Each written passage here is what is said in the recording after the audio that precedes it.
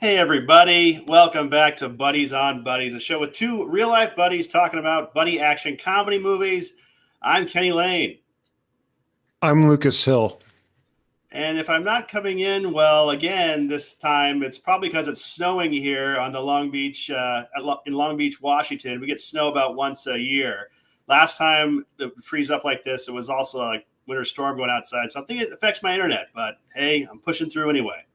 Yeah, it's just a bit of lag. We'll be okay. We'll do this. Everybody expects top-notch production value from us. Do they? I don't even know if anybody's actually out there watching. So it's, whatever. Kenny, they're out there. Not only are they watching, they're listening and they're feeling. That's nice. Thanks, people, whoever you are in internet land that watch and appreciate our show. Look, I know we don't make much. We make what, like $5,000 a month doing this, but we do it more as a hobby than anything else. Well, I make a little more because I'm the talent. So my check's around, I won't say how much more I make than you, but Well, I appreciate that. I have a bit of ego. Yeah. I was curious because it's definitely not 50-50. I know you made your little joke there, but who is the draw here? Because I don't think it's you. I think I am the draw for most people. Well, I think that if you ask your friends that I'm not friends with, they will say you're the draw. And if I ask my friends I'm friends with, they'll say I'm the draw. So I think it's a draw because, But what about we ask our friends that we're both friends with? Just how about everyone leave a comment? Who is the star? Who should be paid anything, if not more? And we'll see who wins. No, the channel's not even monetized. No one's making any money. I still feel like I'm the reason we have what we have. That's all. Sure. Yeah, your computer doesn't. What's funny, you said sure, but all I could see is a video, so it was like your voiceover. Yeah, that's what I'm doing anytime you talk. So throw back a little vino there, nice. And hey, this is a daytime episode too. We don't do these too often. No, what's funny is my other podcast is called Day Beer, where I usually drink tea because it's in the day. And now I'm doing this podcast about movies, and I'm drinking a day beer. So fun. Right on. Yeah, every whole day mapped out for you. Yeah, Mondays are rough. Hey, let me ask you, what movie are we reviewing this week? This week, we're reviewing the 1986 MGM release Running Scared, directed by Peter Hyams and starring Gregory Hines and Billy Crystal. Good. And before we get to that, was there any movies you've seen since our last one that you wanted to talk about? Well, or video games or a book. I don't give a shit. Well, I'm reading a book right now called Writing with Reagan. It's another Ronald Reagan book. I read a lot of Ronald Reagan books for some reason. I'm fascinated by Reagan. Are you pro-Reagan, or do you think he is a cause of a lot of harm in America today? I'm not really pro-Reagan. I'm not really super anti-Reagan. I see him more as just like an icon, like, Andy Warhol with Campbell's Soup, just, hey, there, he's there, Yeah, plus none of that shit was his doing anyway. He was just a face, especially back then. Well, they can say that about every president, but, yes, you 100% can, yeah. Yeah. So what are you thinking about this stupid book you're reading? It's written by a Secret Service agent that was assigned to ride horses with him in California. That's great. And is he fawning over him, or does he actually treat him like? Oh, it's a total fawning book. I've read the anti-Reagan books. I've read the fawning ones. This is definitely a fawning one. Surprisingly, the one I read that was the most just throwing it out there, not fawning, it was one written by Bill O'Reilly called Killing Reagan. That was the most interesting one because it was just I expected it to be a fawning one, but it wasn't. Yeah, it's weird. I would expect that too. Mm-hmm. Cool. Yeah. How about you? You read anything recently? I've been reading kind of a lot. I finished 2 books this month. I don't really want to talk. Well, one's The Bright Sword. It's really good. It came out last year. It's pretty big, but it's about Camelot, but it's like after Arthur dies, King Arthur dies. So it's like fantasy and shit, but he's a really good writer. Lev Grossman, I believe his name is. So it's really interesting, and like the way he plays with all those story ideas and familiar, lore. You love your fantasy sword and sorcery books. Do you like being like spirited away to magical lands, Lucas? Look, When I'm a 13-year-old girl who doesn't get along with her classmates, and it's the only time I find any solace. Right. Yeah. All right. Well, cleared that up. So All right, I'm sorry. Is your gay Reagan book more manly than my high fantasy novel? what makes it gay per se? Oh, he's riding horses with. I was hired to ride horses with Reagan. It writes itself, man. There's What no way would be wrong with what would be wrong with a gay Reagan book anyway? it would be much more interesting. I I would, think you used gay as a derogatory term. I think you're a homophobe. no, I'm not homophobic. Well, that's not fair because as a very straight man, aggressively straight, I think we're all homophobic because it's impossible to empathize with another person's perspective. You know, it's like we're all racist. You can pretend you're not racist, but yeah, you've never lived in their shoes. You can't know what it's like. So there's going to be innate racism and All homophobia. right. Well, speak for yourself, hate monger. I love the gays. Love them. Yeah, a little too much, some might say. You. But on the movie front, we watched Mary had never seen Goodfellas like completely, so we watched that last night. Yeah. Yeah, it's Right good. on. Yeah. Classic. Yeah, it's a 5-star movie. I don't know where you would take any points away from that movie. It's like so perfect. Best mom movie ever. No, I'd say best gangster movie, and Hmm. Godfather 1 and 2 would be the best, mobster mafia movies. What's the difference? Gangsters like quicker, flashier, bang bang boom boom, Mhm. whereas a mob or mafia movie can be 3 hours long, pace. It's very subtle in my brain. Mhm. But there is a difference. All Like right. Irishman walks a nice fine line between mob and gangster. Huh. That's weird. I haven't decided in my mind. I've never even thought about it, but there it is. Mm. Hmm. Pretty Uh, interesting. Follow me. yeah. Yeah. David Lynch recently passed away, so I thought I'd come home. I was like, tell Meg, hey Megan, we should watch a David Lynch movie, tribute to David Lynch. So I watched the one I hadn't seen, Inland Empire, which was his last like full length feature film. I thought it was fucking torturous. It was 3 hours fucking long. He shot it on a camcorder. It's just close ups of people desperately talking about fucking nonsense. It goes on forever. I makes no fucking sense. People Yeah, love that movie. I haven't seen that one, but people love it. it got good reviews when it came out, and I've liked most David Lynch movies. This one was just fucking awful. I think it's a total Emperor Has No Clothes situation. And yeah, I just wanted to get that out there and pay tribute to David Lynch, who passed away, R.I.P. R.I.P. David Lynch was fucking great and singular. No one else will make movies like David Lynch unless they're just Mm-hmm. hacks. No one can do what he did. Yeah. He's also the kind of person in film school who would make shit and we'd be like, what a fucking idiot. We would. No, because there were like so many people trying to be artistic and it just became pretentious and we didn't know what their short films were about. Oh yeah, when we went to film school, there's a lot of David Lynch they wanted to be the next David Lynch, basically just make a lot of really artsy black and white nonsense, and they thought they were Lynchian. I Uh, think my student film was like a parody of those. I was like parodying student films. yeah, yours was that. Oops, sorry. And then Carrie's was The Last Jedi, and Mm-hmm. then mine was Gothic Nate's. Yeah. Yeah, yeah. Are those available anywhere? I don't think mine is. I have my friend turned mine into a digital version, so I do have mine. Hmm. Then I also have my hilarious, I don't know if you remember it, Extreme Rapist, where it's an Oh extreme yeah, man, you sports. went there. Ooh, you Yeah. were Oh edgy. yeah. I was so edgy. Mm-hmm. But it's You not. and Tosh, man. It turns out, and the older I get and I look back a few years, I'm not as funny as I thought I was at the time. And that happens every few years. I look back. I'm pretty much reminded every day I'm not as funny as I think I am. My Facebook, which shows me my old jokes that I posted back in 2012 or something, and they're all cringe. So yeah, Yeah. But that's what we do. That's how we cope. We're human beings. Let's get into Running Scared, huh? sure, let's do it. You want to do the plot synop? Yeah, sure.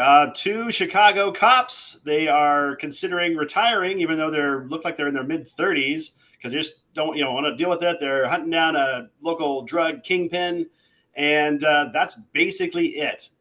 Yeah, you add to that. No, there's not much to it. That's it.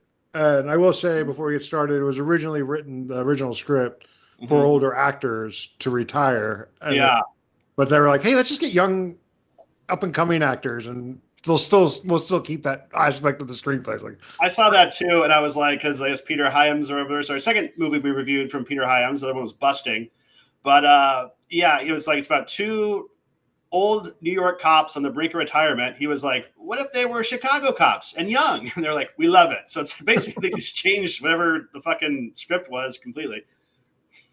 and first, before we get into this, because it's going to go straight to some of my notes, but what were your overall feelings about this movie? I liked it. I did. I enjoyed it. It's kind of, I like the buddy action comedies. I thought this one was good. Is it a classic? I don't know. That'd be a big stretch. But for people that like buddy action comedies, 80s movies especially, yeah, I'd recommend it. Yeah, I don't know. It's weird. It's one of those things where the sum of its parts were better than the whole. Because I just Mhm. wanted it to fucking end, but it does some things better than a lot of movies. Like I was Well, like, it this was movie my is pick, still so I knew going you wouldn't on. like it. What's that? It was my pick, so I can almost bet. You know what the last one that I picked that you liked was? I actually went back and like looked. What, Mr. Free Time? Which one is that? Yeah, yeah, it was The Guard. It was like our sixth episode. Oh, This is that's a like good one. movie Yeah, that's a good seven. movie. Yeah, that was the last time I picked one that you were like, that was good. And I had already seen that, so maybe that doesn't even, Yeah. you know.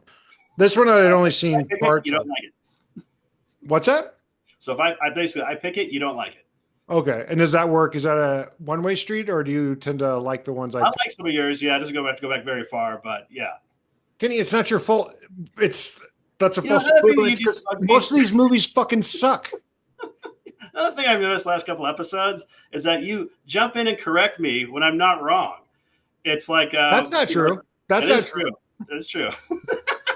Sorry. What's Why don't we just put you on a soapbox? I don't even have to be here. You don't like to be challenged. Well, I just noticed like it was, I said like Kieran Culkin. No, it's Rory Culkin, Kenny. It's like, oh, okay. Or it's like, what was that movie? It's Tucson. It's Patrick Dempsey, Loverboy. No, it's not Loverboy, Kenny. I It's know like, Lover Boys in Tucson. Hey, look, no, I remember me being wrong there. This has nothing to do with the show. We've had the uh, same dynamic since we've been friends. oh yeah, yeah. If I'm into something, you shit on it. No, You're not always that. correcting me when I'm right. You No, just yeah, it is. It's true. No, when talking about movies specifically and only movies, because you're wrong about just about everything else in existence. But in movies, because I grew up, I was the movie guy. I knew everything. I didn't have movie friends. Yeah, yeah. So to have You were someone to popular like, until I came to the picture. what's that? You were popular until I came into the picture. Yeah, yeah, you stole all my fucking thunder. I chased him away. Yeah, you chased away my thunder. Yeah. No, so I was used to always being right. So I'm like, no, that's right. And then like every time we'd even bet money on it, and I stopped doing that. You were Yeah. right, like 99.9% of the time. And you've never learned your lesson. I quit betting on it. Fair enough. This movie, let's jump into the notes. This movie's fucking weird. Like they all are. It's a weird opening. They're just hanging out, and then they interrupt these people's basketball game. And then they look Oh, over and like, hey, that's the guy who just got on parole. And then they chase Danny or Pat's for no reason, and then they yeah. find the money, and that kicks off the plot. So weird and stupid and contrived. Like so weird. Like, could you imagine that being your inciting incident? Well, it's definitely a stumbling upon movie. They just kind of stumble upon shit a lot, and yeah, just that opening is kind of strange. That title song too, "Running Scared," is pretty terrible. I know I was doing research after I watched it, and people were like, "Love Running Scared" song. I was like, "What? Uh, This song is the worst. Has the worst needle drops in the entire movie, and it's because this song plays like 3 times." I And think they might be talking about "Sweet Freedom," that Michael McDonald one. That's kind of big montage in the middle. But yeah, the "Running Scared" title tune is terrible. I hate them all. I didn't even know who Mike McDonald is. I like 80s music. I People were like, "He's so underrated as an 80s musician." He's like, "No, he's not. He's a product of his time. It does not age well." I don't know. I think his voice is amazing. He's got, he's used all his strength, as my friend Jesse used to say, like when he sings. He's got to conjure it up, and you can feel it when he sings. Give me an example.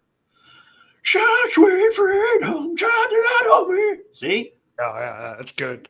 Yeah. A lot of movies have this, and it's not that, but there's a lot of friendly punching going on in this movie. They're definitely a punchy movie. Very punchy. Yeah. Like punch, punch, knockout, punch. Hey, you knocked me out last time, you bastard. Yeah. Very, very punchy. In real life, these people, some of them would be dead. Uh-huh. And then the next action sequence after they chase Pataloni or Pats, Joey Pats, Uh-huh. again, they just muggers come upon them, and then boom, another action sequence. Like it is Yeah. nothing's like building up and leading. There's no cause and effect. Shit's just happening to them. It's really bad. Speaking of Joey Pants, I would say he's pretty miscast as the moronic punk. What's his name? Snake. Snake. Yeah, I thought he would like. I love Joey Pants, but as a pink-haired, mohawked, whatever punk like, idiot, I did not buy him as that. Here's the problem. He's too fucking likable and he has too good a chemistry with the leads. I Mm-hmm. wanted him to be with them for the entire movie. Be like the Joe Pesci character in Lethal Weapon kind of thing. Exactly. Yeah, he was great and that played off them well. They had just all fit together. So when his turn, they had to make him really evil that scene where he turned so they could kill him and we wouldn't care about it. Uh huh. I would have kept him alive. I thought he was great, but okay. And these cops, this Billy Crystal and Gregory Hines, Yeah. they are complete fucking assholes. Wow, I didn't get that. Although they do a lot of dangerous shit and like crashing cars for no reason, being pricks to people. I mean, it's kind of par for the course with these cops like back there, like Freebie the Bean and like the bad boys are like that too. Yeah. I did like Billy Crystal and Gregory Hines, and they have a lot of appeal, on screen appeal. I will say this is one of those times though I did not buy them as cops at all. Nothing about them screamed cop to me, or No, because they're both like theater performers and actors and dancers, yeah, and singers, and like, no, absolutely not. These guys aren't gritty Chicago cops. no. Horribly miscast. But also, like the things they do, they break so many laws. I have it Mm-hmm. in here. I think of all the movies we watched, these guys break more laws and are the worst cops out of any other duo we've watched. Oh, I think Freebie and the Bean were breaking more laws and even more insane than these guys. But still, yeah, they definitely just put people at danger constantly, and just yeah, and also talking down to people and being dicks. Yeah, Well, there's this lady of a Hispanic lady, and they're threatening to call immigration if they don't. She doesn't give them information. Like it's yeah. fucking I crazy. LOL'd so hard I slapped my knee. I thought it was hilarious. You didn't like that? Lots of recognizable faces, though. This movie is chock full Yeah, of recognizable faces. It's it's got a wild. good cast, decent cast. Jimmy Smits, I always like Jimmy Smits. But you did say though, like the Hispanic thing, like I do think that if like it does kind of like the stereotypical Hispanic role, sleazy coke dealer and stuff. Yeah. I did laugh though when he kept screaming at the end when Billy Crystal was throwing his bags of cocaine off the elevator. Kept, no, my coke! No, my coke! He kept yelling that. I thought it was so funny. Yeah, the funny part, the unintentional funny part I had was when they come to his apartment complex, like, you're trying to embarrass me in front of my people or make me look like a coward in front of my people. And then he Yeah, grabs one of the locals, which is his people, and puts a gun to her head and uses yeah. her as a hostage. Like, you just said these are your people. But also like the two cops I recognize, Uh-huh. the feuding Yeah. partner cops. Stephen Bauer and the guy was like the best friend in Scarface, and the other guy was like Yeah. the uncle in Napoleon Dynamite and stuff. Yeah, I recognize those guys. Another Yeah. one of the rival buddies, in this Wasn't he in Real Genius too? Real Genius, Monster Squad. Yeah, he's been this character actor, has been in a ton of things. Yeah. The story doesn't pick up. In fact, it's challenging to pinpoint what this movie is even about until Mhm. they get to the boat scene and Pants tricks them by faking his wire thing. Mm-hmm. Like, oh, finally, we have a movie. I'm like, finally, the narrative's really kicking off. This is interesting. I can put my finger on the pulse of what this movie's about. And then they have their stupid little action bullshit. And then off to Key West for a fucking vacation. For a fucking awesome montage. Holy shit. I And couldn't believe it's that one actually made me laugh a lot too. Just that the fishing and the roller skating with the cutoff shirts, and that was crazy. and they're like boyfriend and girlfriend with all these different women. Like, Yeah, they're picking up everybody. those guys are. I mean, look, they're attractive men, but come on. But Billy Crystal is a fucking sex machine, man. What are you talking about? and I was like, how long is this vacation? Because they're acting like really intimate, like they'd known these people for a long time. Like, how long were they out there? Well, it goes Sweet Freedom. They do the montage, and they stop and have a conversation, and then it goes to another Sweet Freedom montage right after that. Yeah, it's like a twofer. Yeah, that was crazy. So right when the movie's starting, they stop it for this stupid, ill-advised montage and like buying a bar in Key West. You didn't need any of that shit. Oh, It I thought doesn't. that was a highlight. I didn't think it was like this everything stopped and now it's lame. No, I thought that was great. I also thought it was funny how masculinity is tied to wearing bulletproof vest. Oh yeah, I thought they're gonna go for something like how he like grabs like a flask out of his pocket or something, the bullet hit, but then it was just like yeah, bullet. And then the other guy's like, yeah, so what? I shot you, big, BFD or something. Yeah, the stakes are dramatically lowered when people get shot, and it's like, who cares? Whatever. Yeah, It happens. He's like, I've been shot a bunch. Yeah, me too. Blah blah blah. it's got a decent body count though for a comedy back in these like, the '80s movies. They sing "Happy Birthday" in this. They have to pay somebody $10,000. Yeah, you don't see that a lot. I was surprised for a movie of this nature, anyway. Yeah, so we want to explain that why someone would have to pay someone. Supposedly, like a corporation or a small or a company copyrighted "Happy Birthday" song, so you don't see it in a Yeah, lot of movies. It's changed now. I think you're allowed to use it now. right. Uh, but for many years, you'd have to pay money, so they would just avoid doing it. That's why you rarely see it in movies. Yeah, it was 10 grand last time I knew, like maybe 20 years ago or something. So they said like if you use "Happy Birthday to You," it's 10 grand. So That's why they'll just bring out the cake and not sing anything. Or right. for "He's a Jolly Good Fellow," you hear that a lot, even though in real life you rarely hear it. The chase on the L was pretty good for its time.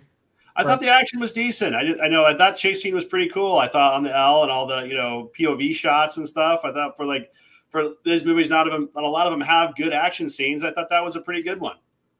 Yeah, it's still tame in comparison to some of the better car chases beyond this genre, of course. But for that time, it was pretty, and for this type of movie, it was pretty impressive what they did, getting the cars up there in Chicago. Yeah, the end set piece with that big building in Chicago with the elevators and stuff. I thought there was keep some jumping good. to the end. You keep jumping to the end, and it's pissing me. Okay, Jump wherever I want to jump. Right? no. um, yeah. So the movie picks up and then it stops and they go on their vacation. Then they come back. Then the movie's picking up again finally. And then it stops with the long scene where they're in the drug lord's car that they took. Yeah. He's driving around town in his Mercedes. Just no momentum at all. It just stops again. Well, I don't even know if it's really one of those movies about like the plot. The key thing is just the guys and their chemistry and like that it doesn't really matter. It still has to be entertaining. I was entertained. My socks were off. I was so entertained. It literally knocked my socks off. Okay, well, I wasn't entertained. And the My job socks stayed on. Thank you. oh yeah, big on.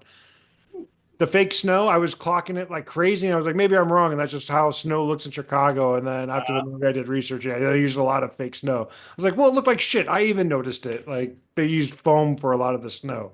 Well, I guess they wanted the chasm between like the Key West scenes and the Chicago is all snowy and that. So I guess that, but yeah, otherwise it'd be like, why do they even need to bring snow into this? Yeah, but if you look at it, it looks like shitty ass foam is dripping off and like stuck to like trees and cars. It doesn't look real. Fooled my dumb ass, I guess. I thought that was some legit snow. Yeah, well, the fake snow company is banking on people You're like onto them. does the damsel in distress bullshit. Sick of Yeah. that. Talked about that. Oh yeah, the climax. Now we can talk about the ending, Kenny. Thanks for waiting for me to catch up.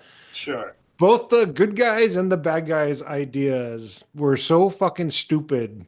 Like they're gonna converge on this place to give the drugs for the damsel in distress, but we have a plan. The bad guys' plan, we'll get them in the elevator and then shoot at them with an Uzi from 50 Yeah, yards away. make no fucking sense. Yeah. The good guys' plan, his partner's gonna climb a fucking building and Scaffold down. Yeah, and repel down. Where did he learn to do that? He's a full-time Chicago cop. Oh, he's into spelunking, on the side. He falls down, and then he just gets stuck. And it's what the fuck? It's so dumb. Well, I like how they're in completely like see-through elevators and open ones, and he just goes like, duck, or and they right when they get before they get Uzi'd, and then the bad guys just they can't figure out because they're lower in the elevator, they can't shoot them, Yeah, we didn't think of that they would get down. Shit, there goes our months of planning. Yeah. I noticed Billy Crystal, he's rocking a Cubs jersey in this, and Billy Crystal himself is a big baseball guy. He's a Mets fan, yeah. Or a Yankees fan. A Yankees fan. Yeah. But his character in City Slickers rocks the Mets cap. So I think that was a deliberate like character thing with him where like this guy is a Mets fan. I wonder if he starts with that. Like this guy is a Chicago Cubs fan. This guy's a Mets fan. He's such a baseball guy. Like how Robert De Niro starts with the character's shoes, supposedly. Considering Billy Crystal's characters are just him, I don't think he does a lot of. He just thinks, well, he's in this city. He's a Cubs fan. Yeah. Yeah. At least he's not like Ben Affleck, who like refused to wear a Yankees hat and Yeah. which is funny. Who gives a shit? Mm-hmm. But speaking of the ending, it's got a freeze frame ending. I always love the. I had that in my notes. I had that in my Throw your notes. head back and laugh. Freeze frame a Peter Hyams film. I love a freeze frame ending, but then the needle drop sucks so bad it like takes away from it. Like, Yeah. Well, it's got Sweet Freedom. I love Sweet Freedom. It's one of the best yacht rock songs ever. okay, whatever. Yeah. Back to these guys being such a piece of shit. So he's having an affair with this woman that he knows is involved. Uh-huh. And then he pretends to arrest her so he can have her for the night. She goes along with it. Mm-hmm. Then he has her boyfriend arrested so he can take her for the night because it's his birthday. And she's all for it. But she's also all for it. And then the other love interest is engaged to be married and coming on. And then at the end, like, weren't you getting married? She's like, married to who or whatever the fuck. Dentist? What dentist? I've got Billy the fucking, stud over here. It's a bad movie, but it does the buddy action and comedy. Well, the comedy's not that funny. Their chemistry's good. Like, what was funny in this? It's got some funny moments. I thought the Joey Pants, the lineup scene with the cops and stuff, that was a funny gag, stage stand. Trying to think of other like funny moments that made me laugh. Besides, the no, my Coke. That's what I have underlined. I really thought that was hilarious for some reason. What's that? Jimmy Smith just keeps yelling, "No, my Coke!" I can't get enough of that. One part I thought was funny was they like break the things and realize the Coke is the statue. Then they're like smell his hand, not sniffing it, not putting their gums, like smelling.